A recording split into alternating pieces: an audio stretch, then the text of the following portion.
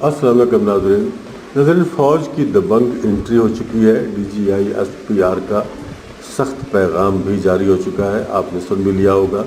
Army के कुछ officer शिकंजे में आ चुके हैं और अगला नंबर किसका होगा ये बताने के लिए शाहिद खाकान अब्बासी ने नदीम मलिक के प्रोग्राम में कुछ गुफ्तगू की है। चलिए पहले वो गुफ्तगू देखते हैं, फिर उसके बाद बात की जाएगी। DGI-SPR की ये जो लाइनें हैं, ये एक वाज़े पैगाम है कि कोई सियासी जमात या ग्रोह जो फ़ौज के ऊपर हमलावर हुआ, जिसने फ़ौज के निशान हैदर या शोहदा की यादगारों की बेहुरमती की, उसको निशान इबरत बनाया जाएगा ताकि आइंदा ये गलती कोई दोबारा ना करे। मुझे ये बात ठीक लगी, इनकी कोई इसमें इबाहम नहीं लगा, लेकिन एक मेरा सवाल इसमें पेंडिंग रह जाता है कि 2014 को जिन्होंने पार्लिमान पे चढ़ाई की थी, क्या उनको इस सेक्शन के अंदर शुमार नहीं करना चाहिए? क्या उनके खिलाफ कार्रवाई नहीं करना चाहिए ताकि आइंदा कोई इस्टेब्लिशमेंट पीछे से किसी ग्रुप को बैक करके पार्लिमान के ऊपर चढ़ाई करने की दावत ना दे? क्या जिन्होंने फैज़ाबाद धरना करवाया था, क्या उसके ऊपर भी ऐसी कार्रवाई नहीं होनी चाहिए? मैं इसी सवालात के साथ अपने मेहमान जो आज की शख्सियत है उनकी तरफ आता हूँ। शाहिद खाकान अब्बासी साहब, पाकिस्तान के फॉर्मर प्राइम मिनिस्टर, आज के प्रोग्राम में हमारे साथ हैं। खाकान साहब, हमने बेशतर प्रोग्रामों में ये सवाल उठाया कि सबसे पहले फ़ौज के अंदर से जिन लोगों का रोल है उसके ऊपर एहतसाब के अमल का आगाज़ होना चाहिए। सियासी लोगों को पकड़ पकड़ के आम तौर पर पॉलिटिकल इंजीनियरिंग का हिस्सा समझते हैं। हम लोग तो यही समझते हैं कि नून लीग तोड़नी है तो काफ बनवा दो, बलोचिस्तान से हुकूमत करानी है तो बाप पार्टी बना दो। तो आपको अगर इसमें क्रेडिबिलिटी डालनी है तो इंटरनल अकाउंटेबिलिटी। आज उन्होंने एक lieutenant general, 3 major general, 7 brigadiers, 15 मजमूई तौर पर उन्होंने अफसरान का कहा है हमने सजा दी है। Do you think it's a step in the right direction? देखिए, फ़ौज का अपना एक कानून है, अपना एक तरीका है, अपनी रवायात हैं। और फ़ौज के अंदर एक बात बड़ी वाज़ेह होती है कि अगर आप कानून तोड़ने की गुंजाइश नहीं होती, उनके रेगुलेशन बड़े क्लियर होते हैं। और आपको जब आप अफसर बनते हैं वहाँ से लेकर जहाँ भी प्रमोशन होती है, आपको इस बात का इल्म होता है कि क्या वो लाइंस हैं जिनके अंदर रहकर मैंने काम करना है। तो अगर ये सज़ाएँ दी गई हैं और इसका ताल्लुक मे 9 के वाक़े से है, फिर मामला बहुत संजीदा है। मेरा नहीं ख्याल कि 73 के बाद से कोई ऐसी बात हुई हो। आपको याद होगा 73 में 23 मार्च 73 को एक वाक़या हुआ था जहाँ पर उसमें कोई जनरल तो नहीं थे, लेकिन ब्रिगेडियर लेवल और उसके शायद एक जनरल भी थे, मेजर जनरल मेरा ख्याल है। तो उनके खिलाफ एक कोर्ट प्रोसीडिंग्स हुई थी और सज़ा मिली थी। तो ये बात बड़ी तशवीशनाक है कि अगर ऐसी सज़ाएँ दी गई हैं और कोर्ट मार्शल के तहत दी गई होंगी, तो ये तो फिर काफ़ी एक आध वाक़या बाद में मोहतरमा की हुकूमत के दौरान भी है, वो कुछ ऑफिसर्स के खिलाफ एक्शन लिया गया था। लेकिन 9 मई बहुत बड़ा सानहा है, क्योंकि आपकी मिलिट्री इंस्टॉलेशंस को कभी ऐसे अटैक, वो तालिबान ने किया, GHQ पे हमला कर दिया या हमारी एयर बेसिस के ऊपर जाके अटैक कर दिया, लेकिन किसी सिविलियन प्रोटेस्ट के नतीजे में पूरे पाकिस्तान के अंदर फौजी इमारतों को जलाओ गिराव किया गया हो, मेरी याददाश्त में तो ऐसा कोई वाक़या नहीं हुआ। नहीं, कभी ऐसी बात नहीं हुई है। और ये तो जब से वाक़या हुआ है तकरीबन 2 महीने होने लगे, इस पर हर शख्स ने मजम्मत ही की है। और एक बड़ा ही अफसोसनाक और मेरा ख्याल है पूरे मुल्क के लिए एक ऐसा वाक़या है जिसकी यानी हम मिसाल क्या, हम कोई उसके बारे में बात भी करनी मुश्किल हो जाती है कि आपके मुल्क के अपनी फ़ौज के हेडक्वार्टर पर हमला हो, एक आला अफसर का घर जलाया जाए कंटोनमेंट के अंदर, और उसको शय कहाँ से आई, ये एक वक्त के साथ ही सारा मामला पैदा हुआ है पिछले 1 साल में।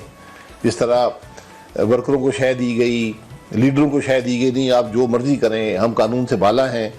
लेकिन खाकान साहब, ये एक दिन ना, ये सान्या है, यौम स्याह वो कहते हैं, फौज वाले सही कहते हैं इसको, बिल्कुल सही टर्म यूज़ किया उन्होंने, ये सान्या है। ये एक दिन वैसे पाकिस्तान में होना था, 9 मई को ना होता तो जुलाई अगस्त को हो जाता, लेकिन ये कभी ना कभी होना था। हमने एक माइंडसेट डेवलप कर दिया, माइंडसेट डेवलप कर दिया गया था कि कोई कानून नहीं है, कोई अथॉरिटी नहीं है, अब जो मर्जी है करें। आप पुलिस को पेट्रोल बम मारें, कोई पूछने वाला नहीं है, गिरफ्तार कोई नहीं किसी को कर सकता। ये माइंडसेट डेवलप किसने किया था? बड़ा मुश्किल होता है कि एस्टेब्लिशमेंट को आप टीवी चैनल पे इन हालात पे तनकीद करें, लेकिन मेरा उनसे सवाल है कि ये आपने अक्टूबर 2011 से लेकर 2018 में इमरान खान की हुकूमत बनने तक ये माइंडसेट आपने पैदा किया। आपने कहा बाकी सारे तो चोर डाकू हैं, ईमानदार एक ही शख्स है। आपने उसको जब ऊपर चढ़ा दिया है वो मीनारे पाकिस्तान के ऊपर, तो फिर तो वो कहेगा बाकी सारे इस काबिल ही नहीं है कि मेरे से कोई बात करे। यही वो बातें हैं जिसकी हमें कम से कम सबक हासिल करना चाहिए, अगर और कुछ नहीं है। हमने सब देखा है, आपने भी देखा है, मैंने भी देखा है कि ये क्या हुआ, किस तरह ये सारा प्रोसेस डेवलप हुआ, किस तरह इमरान खान को सामने लाया गया, एक नैरेटिव क्रिएट किया गया। 2018 के इलेक्शन से पहले जो अमल हुए, ये डॉन लीग, सीए, विकीपीडिया, फिर 28 जुलाई 2017 का जो फैसला था, फिर 2018 के इलेक्शन की चोरी, ये एक पूरा प्रोसेस था। उसके बाद इमरान खान ने आकर जो पौने 4 साल हुकूमत की, उसके अंदर जो कुछ किया वो भी आपके सामने है। तो इमरान तो सर उसका एक हिस्सा है, फिर बाकी लोग सारे काबिल माफ़ी हैं जिन्होंने, वो साकिब निसार ने या आसिफ सईद खोसा ने या बाकी लोगों ने जिन्होंने फैसले किए थे वो भी काबिल माफ़ी हैं। जिन्होंने पार्लियामान पे हमला करवाया था या फैज़ाबाद, आप प्राइम मिनिस्टर थे जब फैज़ाबाद धरना करवाया गया था, वो सारे लोग फिर काबिल माफ़ी हैं। वो मासूम लोग थे, उनको ना पूछा जाए, इमरान को फिर पकड़ के अंदर काबिल माफ़ी तो अब नहीं कह सकते हैं, क्या काबिल यानी उनके खिलाफ क्या कार्रवाई अब करेंगे, ये मुश्किल काम है, कार्रवाई करनी चाहिए। लेकिन नहीं, देखें, आप स्लेट तभी साफ कर सकते हैं। मैं इसलिए कहता हूं हमेशा कि हकायक लोगों के सामने आने चाहिए। आप क्या उनको प्रोसिक्यूट कर सकते हैं, क्या वो शहादत है या नहीं है? में नो की शहादत मौजूद है, और मैंने बार-बार धरने की भी शहादत, आप वजीर आजम थे, आप सबको पता था क्या हो रहा है। शहादत तो है ना, लेकिन अब वहां पर किसने किया, क्या किया, उसकी शहादत नहीं है।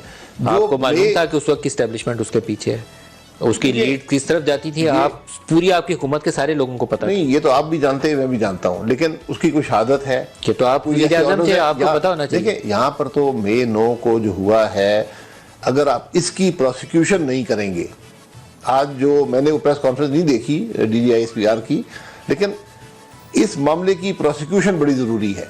और अगर कोई ऐसी साजिश है कि फौज के अफसरान के साथ सिविलियन लोगों ने मिलकर, सियासी लोगों ने मिलकर अमल किया है, तो फिर तो ये बहुत बहुत गहरा मामला बन गया। सर 2014 जो था ना, जब राहील शरीफ की अभी मामला वो चल रहा था अभी कि क्या होना है और क्या नहीं होना, 2014 वाले जो धरना था ना, उसके अंदर भी एक प्लान ये था कि ऐसा क्योस पैदा होगा, ऐसी अफरा तफरी पैदा होगी कि उस वक्त का आर्मी चीफ जो है वो उठा के वज़ीर आज़म को बाहर फेंकेगा और मार्शल लॉ लगा देगा, और वो प्लान थ्रू नहीं हो सका। और मुझे ख्वाजा आसिफ साहब से मैंने इंटरव्यू किया, तो वो उस वक्त डिफेंस मिनिस्टर थे, उन्होंने कहा कि आर्मी चीफ ने या डिफेंस सेक्रेटरी के ज़रिए किसी शख्स का, उन्होंने नाम भी बताया मुझे, तो उन्होंने मुझे पैगाम दिया कि मैं मार्शल लॉ नहीं लगाऊंगा। लेकिन अटैम्प्ट उस वक्त भी यही थी, वज़ीर आज़म को टॉपल करें। नहीं, वो किसकी थी? आपको पता है एक बड़ी एक फेमस कोर्ट कमांडर्स कॉन्फ्रेंस हुई थी जिसमें 5 कोर्ट कमांडर्स ने उस वक्त चीफ को इंसिस्ट किया था कि उठा के इसको बाहर फेंको नवाज शरीफ को, लेकिन उस वक्त चीफ प्रिवेल किया, चीफ ने कहा कि नहीं, काम नहीं होगा। ये तरीका कार ही दुरुस्त नहीं है। कोर कमांडर कॉन्फ्रेंस में क्या बात हुई नहीं हुई, इस पे तो स्पेकुलेशन ही आदमी कर सकता है। स्पेकुलेशन जो हकीकत ये है, ये वो खबर थी जो हम लोगों ने बाद में बाकायदा हकायक के साथ तफसील जाननी थी। हकीकत ये है कि आपके इंटेलिजेंस के इदारे के जो सरबराह थे, उन्होंने वज़ीर आज़म को कहा कि आप छुट्टी पे चले जाएं। ये जनरल ज़हीर की बात कर रहे हैं, ये बात हुई है। ये पैगाम किसके जरिए दिया गया था? मलिक रियाज के जरिए दिया गया था? ये मुझे पता नहीं है, शायद खुद कहा गया था। खुद कहा गया। जनरल ज़हीर थे ना उस वक्त? जी, जनरल ज़हीर इस्लाम साहब थे, और ये बात उन्होंने कहा नवाज शरीफ साहब को कि आप छुट्टी पे चले जाएं। जी, छुट्टी पे चले जाएं। अब मैं यही कहता हूँ कि हमारे मुल्क की तारीख बड़ी तल्ख है, और ये जब तक हम ट्रूथ कमीशन नहीं बनाएंगे, ये तल्ख से तल्ख होती चली जाएगी। ये मे नो को जो है, ये एक दिन की बात नहीं है। जैसे आपने कहा, पूरा एक बिल्डअप था जो यहाँ तक मामले को लेकर आया है कि इस मुल्क के एक सियासी जमात ने, एक सियासी लीडर ने, उसके साथियों ने ये समझा कि मुल्क में कोई कानून नहीं है, कोई इख्तियारात नहीं, जो मर्जी हम चाहें करें, हम हमलावर हो जाएंगे, और उसके अंदर लोग बह गए उस लहर के अंदर बदकिस्मती से। आज पछताते हैं, आज वो अक्सर लोग पछताते हैं। मैं ब्रेक। जी, तो दोस्तों, आपने गुफ्तगू सुनी शाहिद खाकान अब्बासी की। बहुत पुराने मंझे हुए खिलाड़ी हैं नून लीग के, और एक माकूल इंसान है, लेकिन इस बात से मैं उनकी एग्री नहीं करता कि एक बड़ा प्लान बनाया गया था और उसके ऊपर अमल दरामद हुआ, एक प्लानिंग थी। जब आपने एक बड़ी पार्टी के एक बड़े लीडर को गिरफ्तार किया तो उसका रद्द-ए-अमल कुछ ना कुछ तो आना था। लेकिन सवाल यहाँ ये पैदा होता है कि जिन इमारतों पर या जिन जगहों पर या जिन हमारी चीज़ों पर हमला किया गया, कौमी चीज़ों पर हमला किया गया, उनकी हिफाजत के भी तो कुछ लोग जिम्मेदार थे, जो उनकी हिफाजत पर हमेशा मामूर होते हैं, जिनकी 24 घंटे उन चीज़ों पर ड्यूटी होती है कि आपने इन चीज़ों की हिफाजत करनी है। क्योंकि ज़रूरी नहीं कि मुल्क के अंदर से ही कुछ लोग हमला करें, कुछ लोग बाहर से भी हमला कर सकते हैं। उसकी वजह से उसको प्रोटेक्ट किया जाता है मुकम्मल तौर पे, और ऐसी जैसे कोर्क मर्डर हाउस की बात कर रहे हैं, जो शहदा की जो हमारी यादगारें हैं उनकी हम बात कर रहे हैं, तो उनकी पूरी हिफाजत का बंदोबस्त होता है। तो सबसे बड़ा सवाल यही पैदा होता है कि वो हिफाजत का बंदोबस्त उस दिन कहाँ था, या ये जो क्राउड यहाँ से निकला है और ये 2-3 घंटे की मुसाफत तय करने के बाद इन जगहों पर पहुँचा है और वहाँ जाकर हमला आवर हुआ है। और कुछ लोग ऐसे भी थे जो उनको शय दे रहे थे कि आगे बढ़ो और ये करो, आगे बढ़ो और ये करो। उन लोगों की भी तस्वीर भी आ चुकी है, लेकिन अभी तक उनका हुकूमत ने बताया नहीं, आवाम को इत्तेमाद में नहीं लिया कि ये कौन लोग थे। पीटीआई से तो हो सकता है वो पीटीआई के हों, हो सकता है किसी और जमात के हों, या हो सकता है वो दहशतगर्द हों। उनको तो मंजर आम पर लाना चाहिए। अब जब आप ऐसी बिल्डिंगों में लोग घुसे हैं और वहाँ जाकर तोड़ फोड़ की है, तो क्या वहाँ जो हिफाजत पर लोग मामूर थे उनकी जिम्मेदारी नहीं बनती थी कि उनको रोका जाए, बाई फोर्स रोका जाए, बाई हाथ रोका जाए, किसी भी तरीके से उनको रोका जाए। अगर उसमें कुछ लोग गिरफ्तार भी होते या कुछ लोग ज़ख्मी भी होते तो ये मामूल की बात होती। लेकिन हैरत की बात यह है कि 2-3 घंटे के लिए खुली छुट्टी दे दी गई क्राउड को, तो आप जो मर्ज़ी करो। इस तरह से नहीं होता। आप मेहरबानी करें और इस तरह से ना करें, और जो हक़ाइक़ हैं वो आवाम के सामने रखें। जो भी हुआ है, जिस वजह से हुआ है, तकरीबन लोग जानते हैं, और आप इस तरह से हक़ाइक़ को मस्ख़ ना करें। और दोस्तों, आपके इस बारे में क्या ख्याल है? अपनी राय का इज़हार ज़रूर कीजिएगा।